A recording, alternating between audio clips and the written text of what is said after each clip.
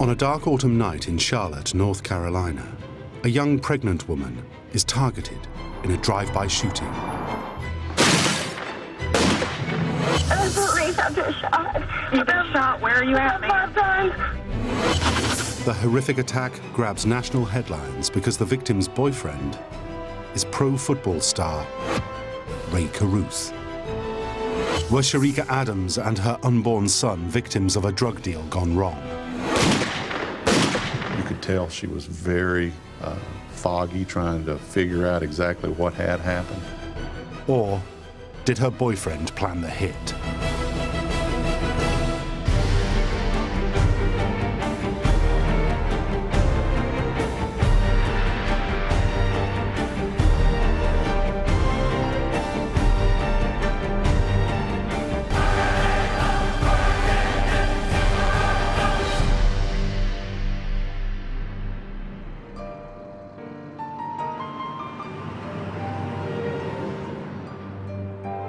Shericka Adams grew up in Charlotte, North Carolina. She was her mother Sandra's only child. Well, Shericka, even as a child, was very focused, very determined. She knew exactly what she wanted, just vivacious, full of life. She was like a little light bulb. I mean, she was just a bright spirit, basically. I think a lot of things that your parents try to teach you, that you can do anything or be anything you want to be in life, she believed that about herself. By the time she turns 21, Shericka's as determined as ever, forging a career in real estate with a busy social life. She always knew, like, where the latest party was, and she knew some pretty influential people, so it was always pretty much a new experience going with her. I never knew where it was going to take me or who I'd meet. It's at a party in Charlotte in 1997 that Shericka meets football player Ray Carruth. She called me on the phone, told me she met this great guy, and she couldn't believe he was, so much fun. Carruth is a talented college football player who has recently been drafted by Charlotte's NFL team, the Carolina Panthers. He has signed a 4-year contract worth close to $4 million. Born in California, Carruth had always dreamed of playing pro ball. Now at 23, he's hit the big time. The young athlete and Shericka become an item almost immediately. Just knowing his personality and her personality, I think they had a lot of fun together. They probably laughed a lot because Ray was a very upbeat, funny person. Then, on Mother's Day 1999, Shericka tells her mother she's expecting a baby. And the father is Ray Carruth. That was like one of the best Mother's Day presents that I could get, knowing that I would have a grandchild. She was so excited about the news. She was just glowing, very excited. Still, Shericka knows she's not the only girl in Carruth's life, and she's not happy about it.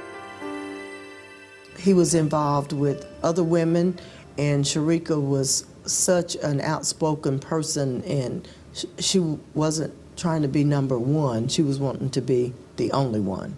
But Carruth had left a string of ex-girlfriends behind, and he'd already fathered a son in California. He shows no sign of changing his ways.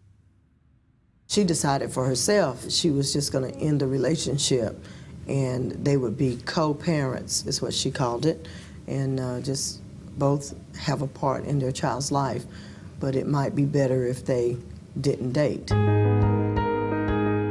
For Carruth, the news of Shericka's pregnancy comes at a bad time. Though his first season with the Panthers had been spectacular, he'd been plagued with injuries ever since. Rumors start circulating that he's becoming a burden to the team, and Carruth is worried. Already paying child support for his son in California, it seems the last thing he wants is another child. His first reaction was he wanted her to have an abortion, and she was very adamant that she was not going to have an abortion. I think that he was used to being in charge of the decisions that were being made. And with Shericka, he didn't have control. over what was going to happen. But when he realizes Sharika is determined to keep the baby, Carruth gradually appears to accept the idea. As time went on, he seemed to get more excited about it. He was going to doctor's appointments. He even had gone to Lamaze class with her. In November 1999, Carruth invites Sharika out on a date. She wrote in her journal was their first official date as a couple again. That they had decided that they were going to work things out, and so she was excited. Sharika meets Carruth at his home, and the two of them go to the movies.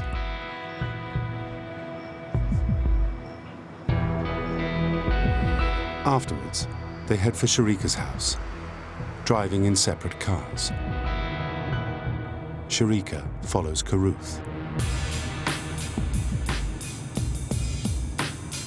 They reach an isolated stretch of Ray Road, just minutes from the movie theatre.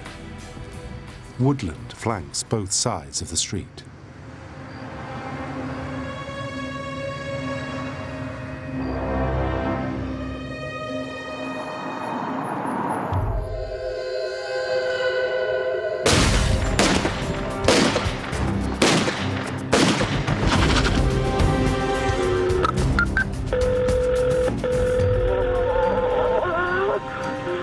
Baker, you need police, fire, or medic? Police, I've been shot. You've been shot. Where are you at, man? 5 times. Come on. Listen to me. Listen to me. You're on a wireless phone. I don't know where you are, so tell me where you are, man. Where are you at? At Calvary Church. On the Calvary Church. left side in Jeff Street. You're where? On Ray Road. You're on Ray Road. Sharika has been shot 4 times in the back and neck. She manages to keep the car moving, drives it onto the lawn of a nearby house, and there, struggling in pain, she calls for help. Okay, where are you shot at, ma'am? I don't know. I was driving. You were driving and someone shot you? Yes. Did you see the person that shot you? I'm 8 months pregnant. You think about what must have been going through her mind at the time. I'm going to connect you to medic. Continue to talk to them because, ma'am, we have to help you. We have to find out where you are. Stay with me on the line. Ma'am, stay with me. Stay with me. Keep talking to me, ma'am. You would hate for anybody to experience that. And especially with her carrying a child.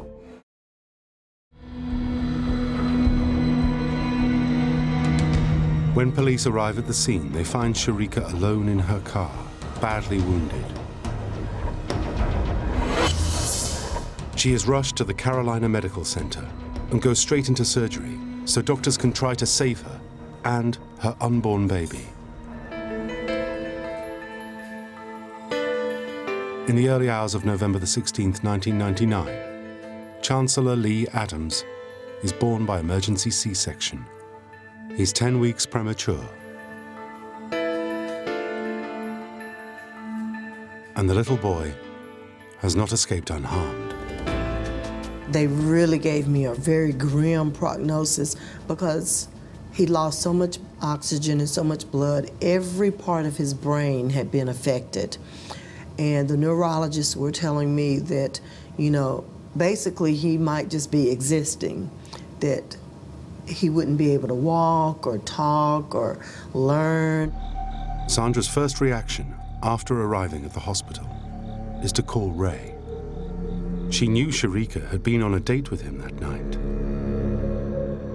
I repeatedly just called him on his cell phone. I was trying to contact him, and I never heard anything from him, and it took hours before he actually came to the hospital. Homicide Detective Darrell Price is also sent to the hospital. When she became conscious again after surgery, she had been intubated, so she couldn't speak, but she was alert. One of the nurses had actually given her a piece of paper and something to write on in it, and, you know, was asking a lot of questions. Sharika is barely clinging to life, but finds the strength to write notes based on her memory of the shooting. She writes that Carruth was there when the shooting happened, and then had driven off.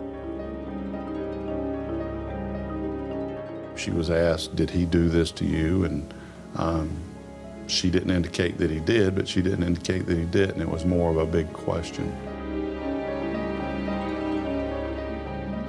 You could tell she was very foggy, trying to figure out exactly what had happened. And, you know, so she made several notes of some things that had taken place to give us a starting point. Shortly after talking to detectives, Sharika falls into a coma. Police ask Ray Carruth where he went after going to the movies with Sharika. He claims he went straight to a friend's house, which the friend corroborates. But Detective Price isn't convinced. He decides to go back and try to pinpoint the time of the shooting. When she called 911, our computers document the exact time she's calling. And we knew that the shooting probably took place then or a minute or two prior, but not a whole lot of time. So we knew pretty much the exact time. Next, Price needed to locate Carruth at the time of the shooting. It turns out he was also talking on his cell phone when Sharika was calling 911. Through cell phone triangulation, we were able to tell that he was within a short distance of the actual location that the shooting occurred. So we knew based on that the story that he was telling us was not true. 9 days after the shooting, the police believe they have enough evidence to arrest Carruth for conspiracy to commit first-degree murder and attempted murder. For many who knew him, it's a shock. I didn't feel like that was something that he would do because that wasn't his personality. Police examine Carruth's phone records and arrest 2 other suspects who he had spoken to on the night of the shooting and in the days beforehand. They are habitual criminal Van Brett Watkins and drug dealer Michael Kennedy. Carruth is released after posting $3 million bail and agrees that if Sharika Adams or the baby dies, he will turn himself back in. All 3 suspects claim they're innocent and say nothing to implicate the others. That is, until Ray Carruth gives a television interview that enrages Van Brett Watkins. Carruth came on television and they were asking the question, well, what do you think about this person that the police department's brought in? And, you know, that's what set Watkins off. When he saw Carruth saying that, you know, I hope that this is the guy. Carruth's comment is enough to make Watkins break his silence with police. Incredibly, he admits that he was the trigger man in the shooting of Sharika Adams and that Michael Kennedy was the driver of their car. He also says that Ray Carruth planned and paid for the hit. Watkins' story fit all of the evidence that we had compiled. It fit. He told us where he threw the gun. The gun was actually located where he said he threw it. You know, he told us exactly where it took place, which he wouldn't have known that. He told us, you know, where Ray's car was, where their car was, who was driving his car. And he had no reason to tell those lies because he admitted the culpability of being the shooter.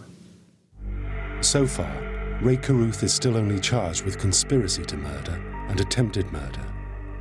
But then, on December the 14th, 2000, Sharika Adams takes a turn for the worse.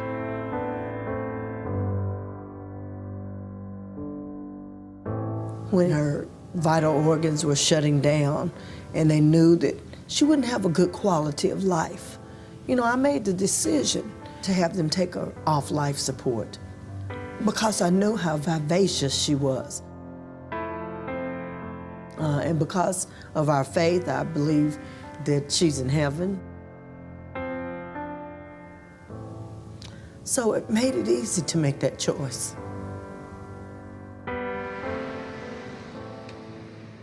When Carruth hears Sharika has died, he doesn't keep to the agreement to turn himself back in. He runs.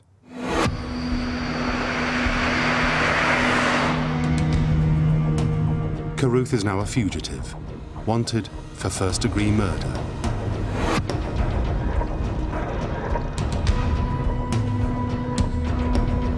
Police and the FBI launch a search.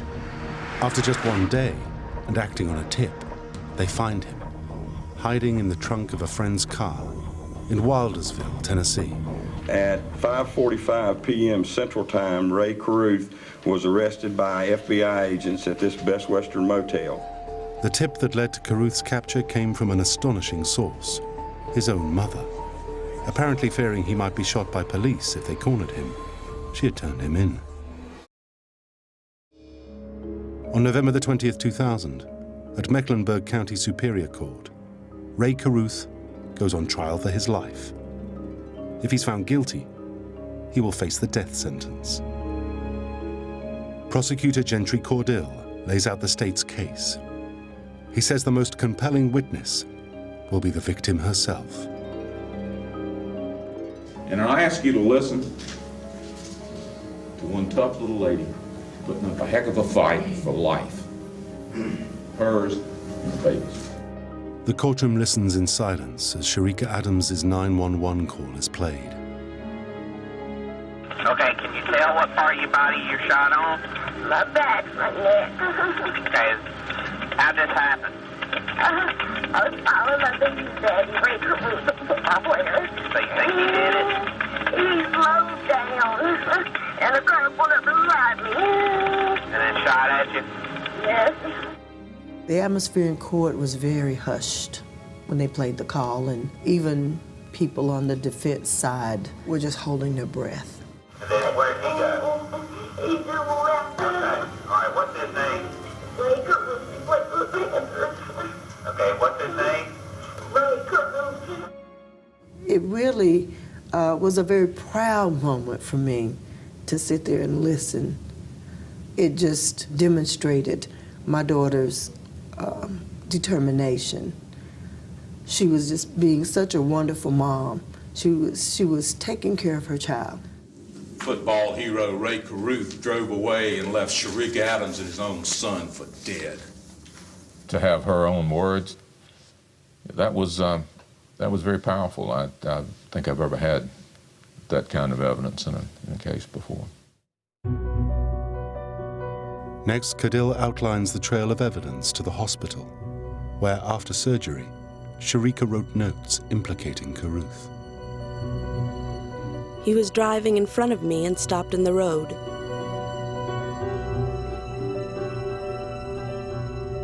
And a car pulled up beside me and he blocked the front.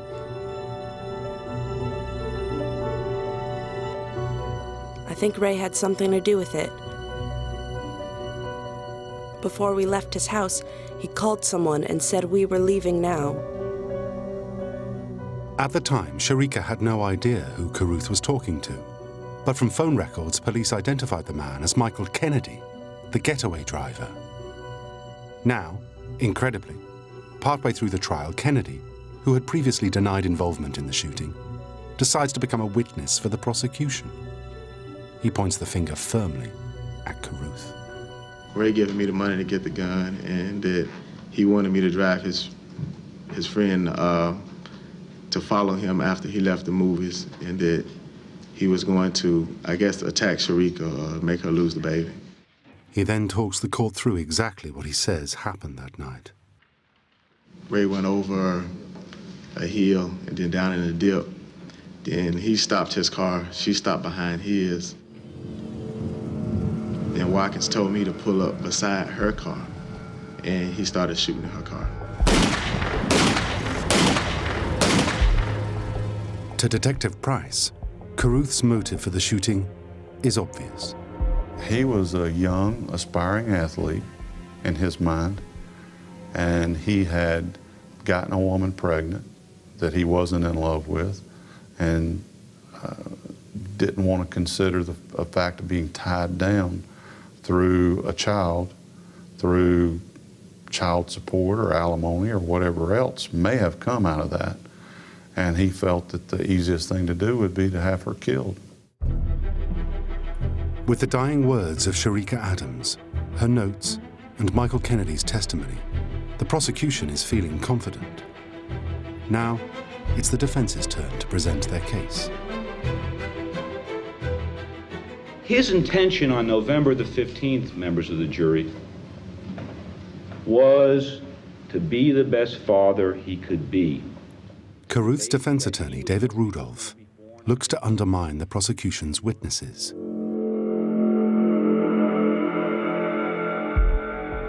He begins with Shericka Adams herself, claiming her dying testimony is not reliable because she was too concerned about her unborn child's safety. Next, Rudolph turns his attention to Michael Kennedy and Van Brett Watkins, the confessed triggerman who'd cut a deal with prosecutors in return for a lesser charge and a lighter sentence. Rudolph accuses the two men of making up the story implicating Carruth to deflect blame from themselves. He says they had gone to confront Carruth that night over a botched drug deal. The defense calls a county sheriff's deputy who says Watkins confessed to her while in jail. And he said, Sergeant Riddle, I just lost it. I lost control. He said, I just started shooting. And he said, Sergeant Riddle, it was Ray's fault. If he had just given us the money, none of this would have happened. When he takes the stand, Van Brett Watkins again admits to shooting Shericka. I fired one shot and 4 more shots. Bam, bam, bam, bam. She was screaming. But he sticks to his story that Carruth paid him to do it. And turning to address the jury, he denies making any jailhouse confession. Still, the defense hopes they can provoke Watkins' quick temper in court, making the jury question his reliability as a witness. And Watkins doesn't disappoint. I'm 286 pounds. Okay, I would rip you like a rag doll. Yeah, I don't know how to describe him. He was full of surprises anyway. After a trial lasting 8 weeks, the defense rests. Ray Carruth never testified. His fate is now in the hands of the jury, who must decide if Shericka's murder was the result of a drug deal gone wrong, or Ray Carruth's plan to eliminate his unborn child. For Carruth, it's a matter of life and death. I'd ask you to hold him responsible for what he did. Hold him responsible for what Shericka saw him do. The jury deliberates for 16 hours before returning their verdict. We, the jury, returned the unanimous verdict as follows: that the defendant, Ray Lamar Carruth, is guilty of conspiracy to commit murder of Shericka Adams, but not guilty of the first-degree murder of Shericka Adams. Despite believing Ray Carruth did conspire to kill Shericka, the jury controversially refuses to convict him of first-degree murder. They don't believe he should get the death penalty when the actual shooter, Van Brett Watkins, got a 40-year sentence. I felt a little bit disappointed because I knew he should have been charged with murdering my daughter. But I felt relieved that he would be going to jail. He would not just be walking out of that courtroom, going back to his all-star life as a professional football player. Shericka's mother, Sandra, makes a heartfelt plea to the judge to give Carruth the maximum possible sentence. I just knew that I wanted that judge to understand that my daughter's life stood for something, that she had a meaningful life. Let him take a punishment, not of a little boy, but of a man for one time. Let him be held responsible for the acts that he's done. Being able to make that impact statement was my one and only chance, I thought, at getting across how important that it was for justice to prevail. And I wanted to convey that with all the intensity, with all the emotion, with everything that I had in me. On January the 22nd, 2001, Ray Carruth is sentenced to 18 to 24 years in a North Carolina state prison. Because he was a star player, he felt he was above the law. It doesn't matter about how much money you have, how much status you have responsibility, and you have to be accountable for your actions. to think that someone that has that place in society could commit this heinous of a crime, I think it bothers people to the point they don't want to believe it. Had she died at that spot, I'm not sure this case would have ever been solved. Yeah, you ready to get on Lexi? You ready to get on Lexi? Yeah. Ever since her daughter's death, Sandra has cared for Sharika and Caruth's son, Chancellor Lee. Chancellor is definitely our miracle boy. He's doing so well. Everything that the neurologist told us, the grim prognosis, you know, I never believed it, I never accepted it. You ready, Lee? Whoa, oh. Oh, walk on, that's right. I believe that Sharika's in a much better place. We'll see her again. Chancellor knows Mommy as his mommy angel. I miss her tremendously, but I have her in my heart, and I have her in Chancellor.